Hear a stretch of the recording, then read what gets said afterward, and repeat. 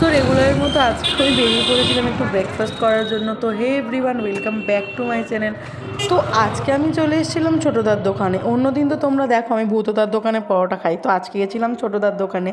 তো তারপর তো একটু যাচ্ছিলাম হাতে একটু সময় থাকার জন্য হ্যাপি ভ্যালি, তাই ভাবলাম তোমাদের সাথেও একটু কিছু কিছু ক্লিপ শেয়ার করি, যাতে তোমরাও রবিবারের দুপুরবেলা বা বিকেলবেলা চলে আসতে পারো হ্যাপি ভ্যালিতে। আর এই দেখো আমরা হ্যাপি ভ্যালিতে এখন চলেই এসেছি।